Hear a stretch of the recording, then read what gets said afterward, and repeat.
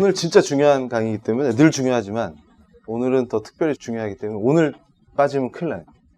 오늘 이제 자본주의 얘기를 할 건데 자본주의를 제대로 모르면 다 꼬이는 거예요.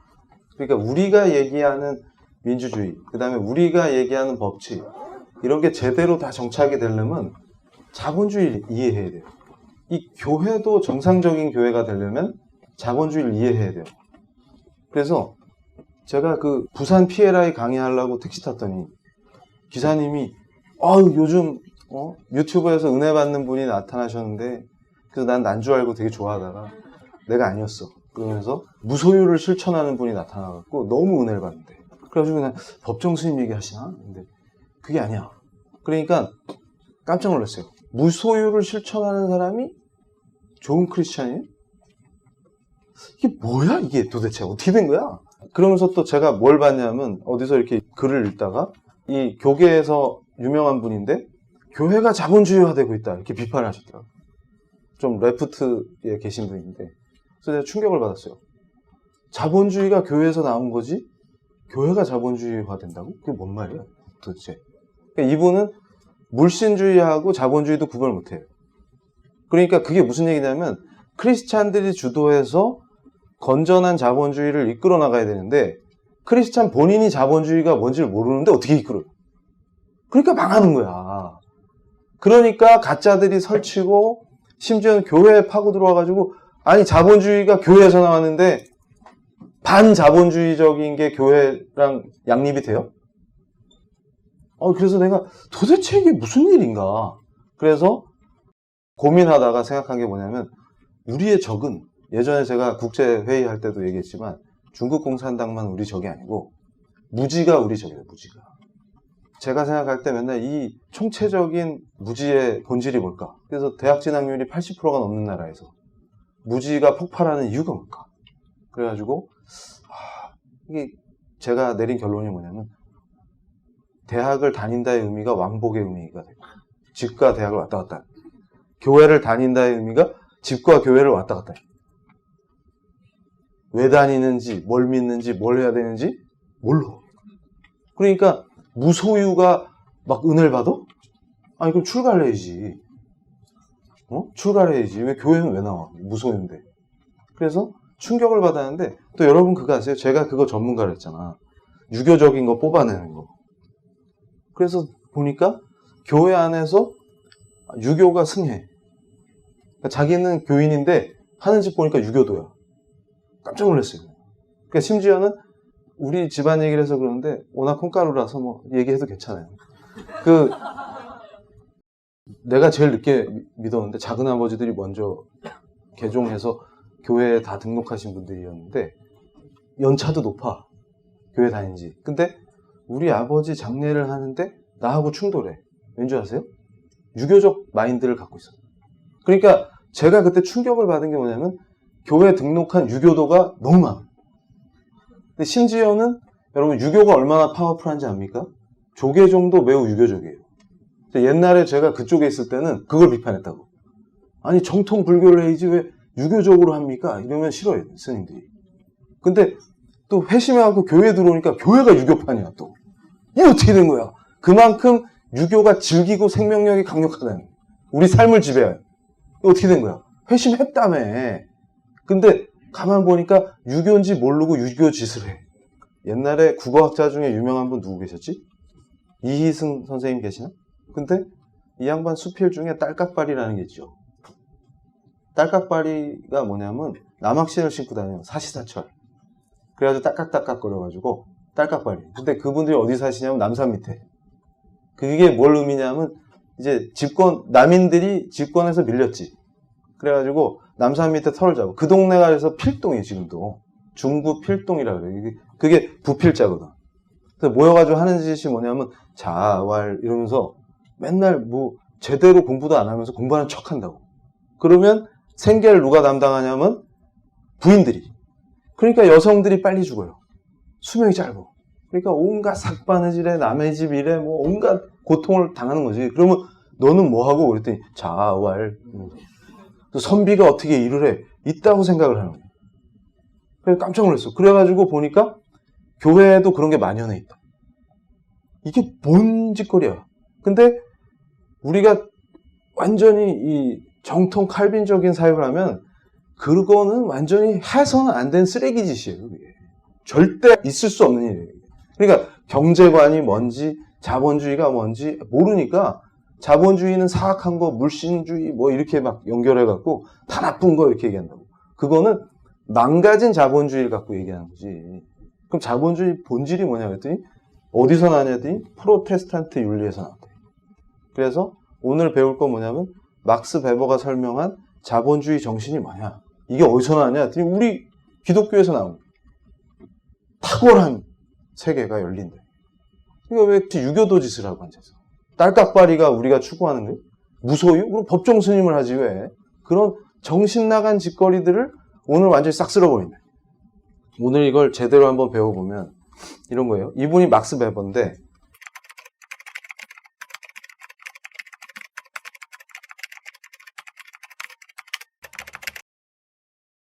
제가 이제 이 연구를 하면서 동아시아에서의 근대성은 도대체 뭘까? 모더니티는 뭘까? 이걸 연구하다 보니까 방법론으로 막스 베버 공부를 하게 되죠. 이렇게. 왜냐하면 이분이 탁월하게 근대가 뭐냐, 모더니티가 뭐냐 이 얘기를 했는데 탁월하다, 탁월해. 이분이 하신 게. 그러니까 이분이 원래 법학으로 시작했는데 인문사회 전 분야를 보는 거예요. 그러니까 제가 요즘 우리 젊은이들한테 얘기하는 게 뭐냐면 이렇게 좀 넓게 보는 시각을 가져야 돼요.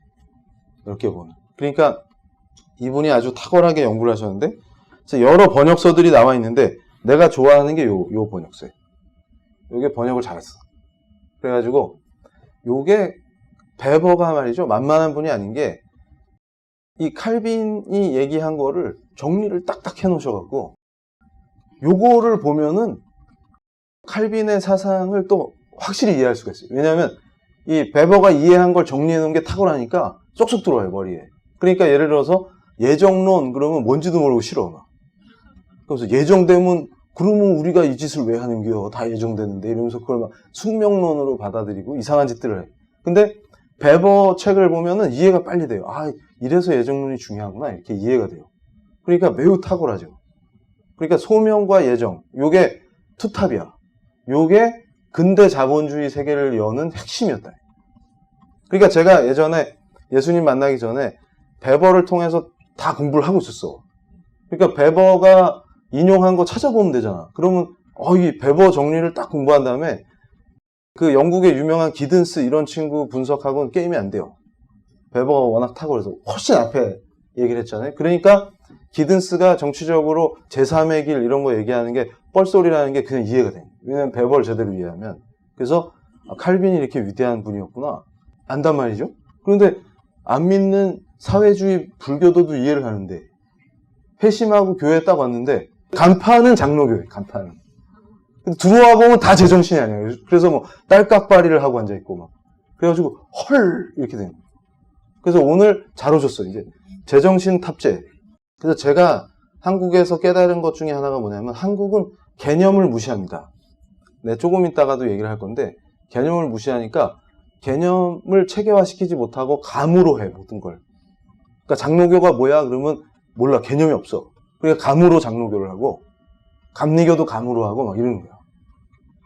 둘이 뭐가 다른지도 모르고 그러면서 딱 그래. 제가 제일 충격받았던 게 난 종교개혁 이러고 있는데 어떤 분이 아이고 교수님 그 천주교는 큰 집이라면서요? 그래서 그게 뭔 소리예요? 그랬더니 아이고 개신교는 작은 집이고 원래 거기 큰 집이었대요. 그래가지고 이거 어떻게 해야 돼 이걸? 그러면 교회는 왜 나오세요? 그랬더니 그냥 댕겨요.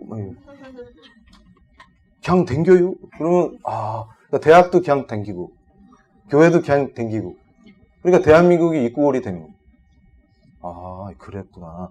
그러니까 온갖 애들이 사기를 치고 선동을 하면 다 넘어가는 거야. 왜냐면 개념이 없어. 그래서 띠리리 띠띠 하고 있다가 얘들아 교회가 자본주의화 되고 있다. 그러면 에이 나쁜 교회 이러면서 그래서 야 자본주의가 교회에서 나왔다니까. 그러면 헐 이러고 그거 나쁜 거잖아요. 그렇게 돼. 보세요.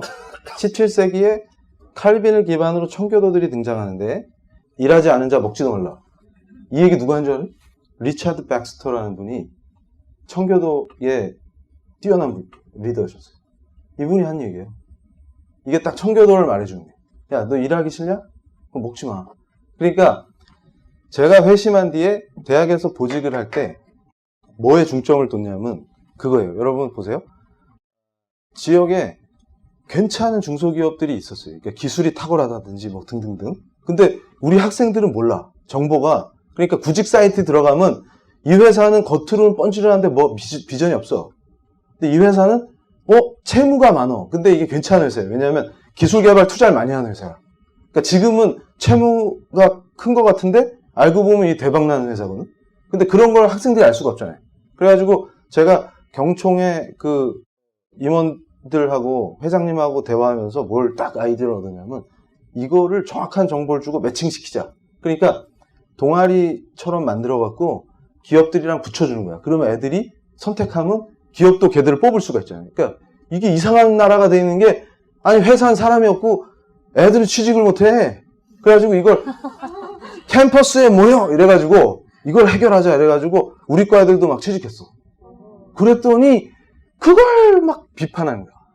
젊은 놈이 보직을 맡더니 캠퍼스를 이상한 물을 들인다는 등 뭐 온갖 비판이야. 그래가지고 와이 왜 그러세요? 대학은 그런 거 하는 데가 아니야. 중개소가 아니야. 그럼 뭐 하는데요? 교수님처럼 놀고 먹는데요? 이러면 큰일 나지. 그래가지고 내가 충격을 받았던 게 뭐냐면 그래서 이거 우리끼리 얘기니까 그냥 내가 편하게 할게요. 그래가지고 내가 되게 예의 바른 사람. 여러분들 이미 아셨겠지만. 그래서 제가 이 시니어 존중 뭐 이런 거 하다가 못 참겠는 거야 그날. 딱 이러는 거야. 이런 사업을 왜 버립니까? 왜요? 좋은 것 같은데 애들 취직도 시키고 기업도 좋고 애들도 좋고 좋잖아요? 그랬더니 뭐가 불만이냐면 그런데 우리 애들을 보냅니까? 이러는 거야. 그런 데가 어떤 데인데요? 좋은 회사인데. 그랬더니 제가 그때 딱 깨달았어. 맨날 평등 계급의식 타령하는 자들이 유교적 마인드로 딱 짜져 있는 거야. 4년제 나와서 그런 데 갑니까? 그래서 제가 뭐라 하는지 알아요?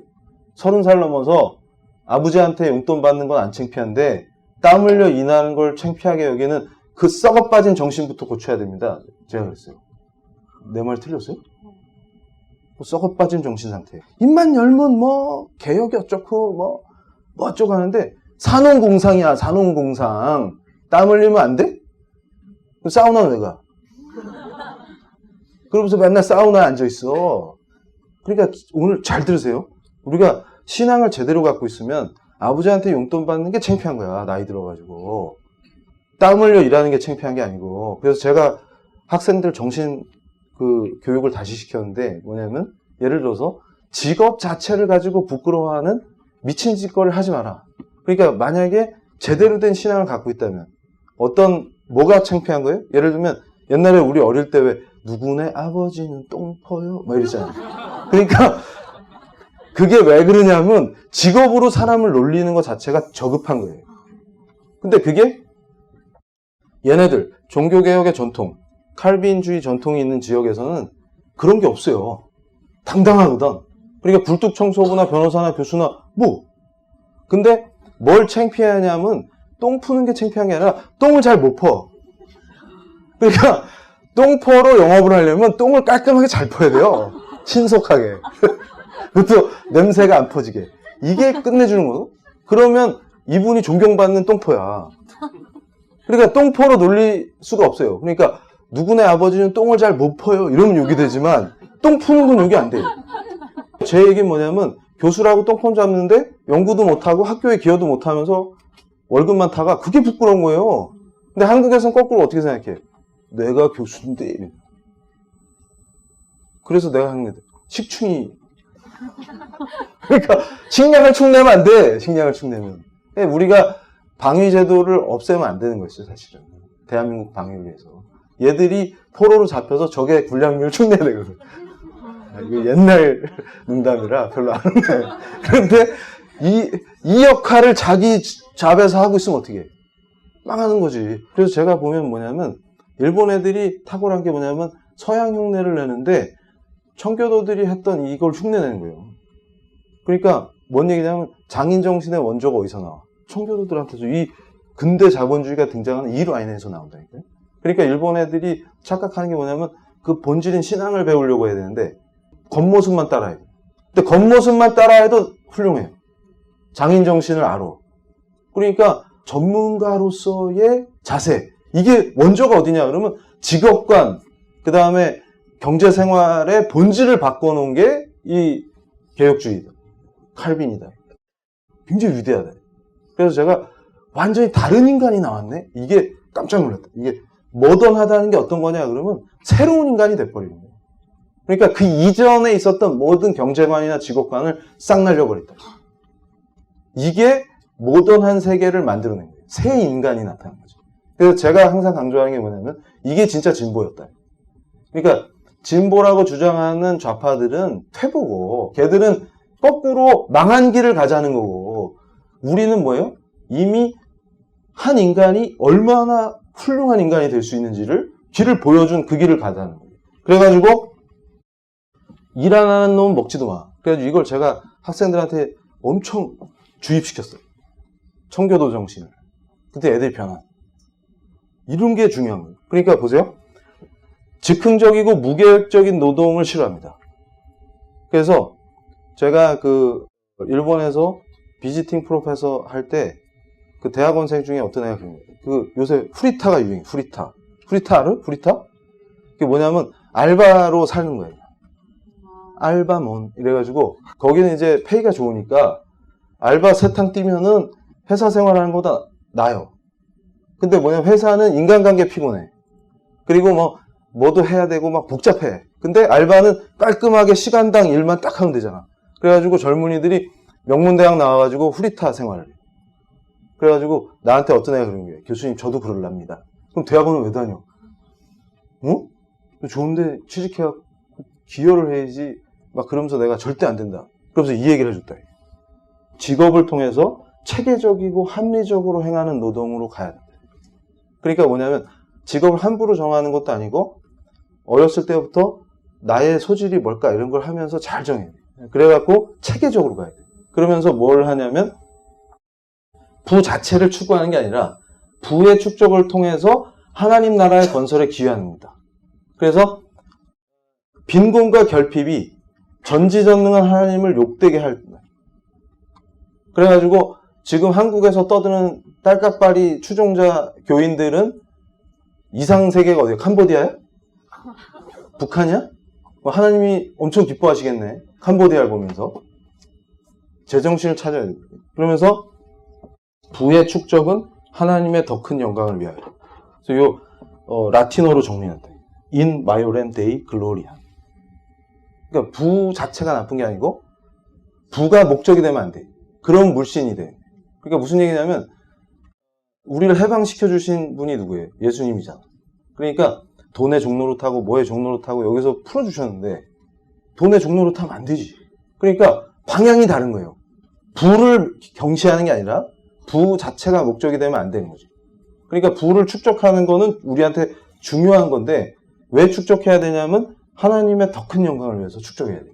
그래서 제가 좋아하는 것 중에 하나가 뭐냐면 보세요. 성화된 삶과 덕 있는 행실인데 요게 예정하고 연결됩니다. 요걸 잘 이해해야 돼.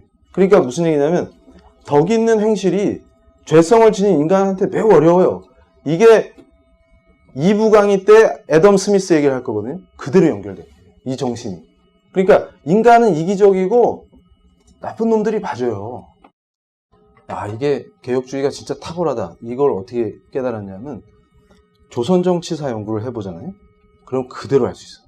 그러니까 무슨 얘기냐면 여러분 잘 드세요.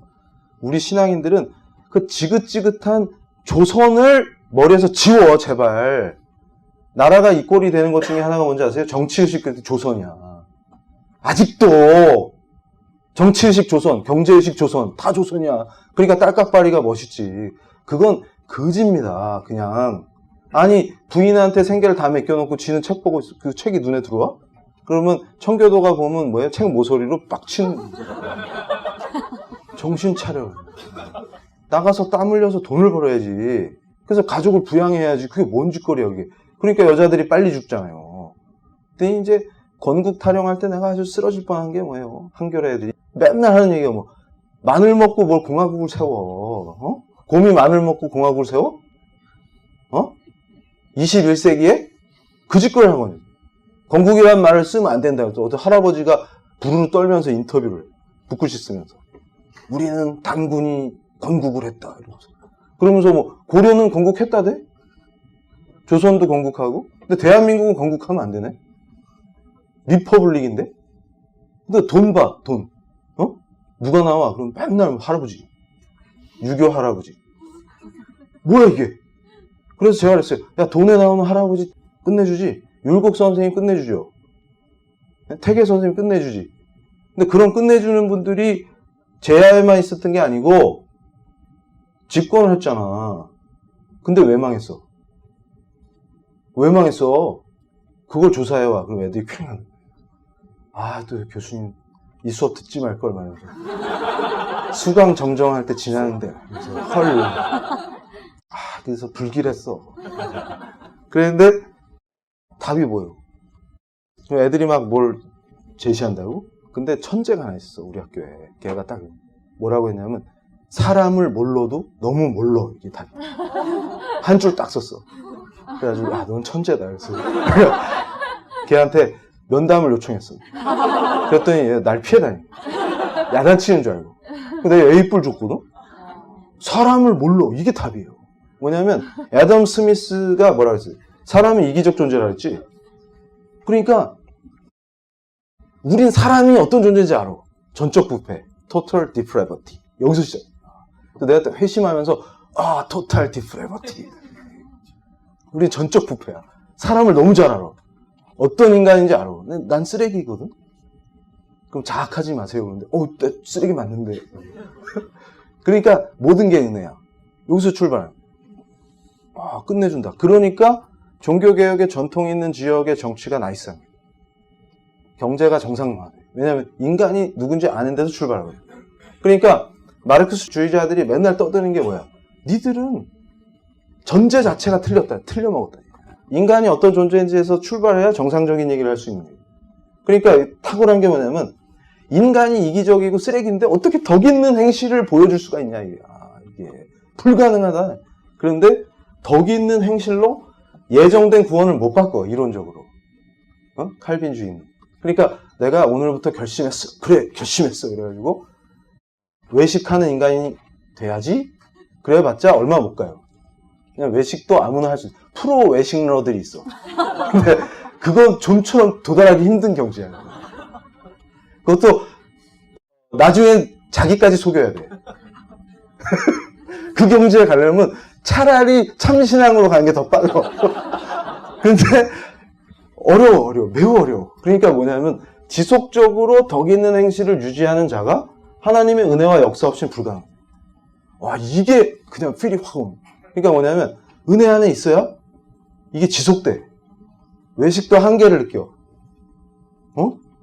그래가지고 고로 자신의 삶을 체계적으로 조직해서 살아가는 사람은 저 사람 구원 받았나 보다. 그게 스스로 알게 된 거예요. 뭐냐면 은혜와 그 안에서 하나님의 역사 속에 사니까 너무 좋아, 이 사람. 그러니까 뭐냐면 제 아내가 증인인데 나중에 이제 나보다 2년 뒤에 회심하셨는데 왜 회심하셨어요? 이렇게 물어보면 그 쓰레기 같은 이 교수가 사람이 되어가는 걸 보고 놀랐습니다. 하나님이 계시는 게 맞는 것 같습니다. 저 인간은 그 누구도 바꿀 수 없어. 그러니까 처절한 거야. 그래가지고 우리가 부부싸움을 하면 둘 다 잠을 못 자. 끝까지 붙어야 되기 때문에. 그러다가 나중에 어느새 제가 변하는 걸 본 거야. 이게 어떻게 된 거지? 저 인간을 누가 바꿔? 그러니까 하나님이 살아계신다. 내가 그랬더니 의심을 하는 거야. 진짜 살아계시는 거 아니야? 이렇게. 왜냐면 저 인간이 바뀔 리가 없는데. 그러니까 그 은혜 속에 있대. 은혜 속에. 그래. 그렇구나. 그래가지고. 성경적 세계관 교육 PLI